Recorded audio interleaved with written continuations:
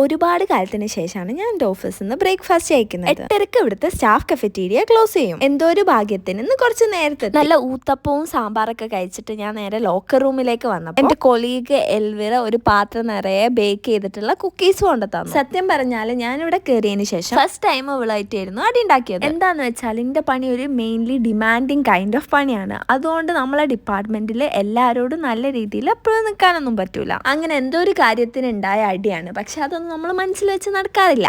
അങ്ങനെ എന്തായാലും അടിയൊക്കെ കഴിഞ്ഞ് 2 മാസം കഴിഞ്ഞപ്പോൾ എനിക്ക് അടിപൊളി കുക്കീസ് കിട്ടി. പിന്നെ എന്തോ ഒരു ആവശ്യത്തിന് എൻ്റെ F&B ഡയറക്ടർ മർഹബ ലോഞ്ചിലേക്ക് വരാൻ പറഞ്ഞപ്പോൾ അങ്ങോട്ട് പോയി. പിന്നെ ഇവിടുത്തെ കുക്കീസും കേക്ക്സും ഒക്കെ നമുക്ക് കാണാനുള്ള ഭാഗ്യമുള്ളൂ.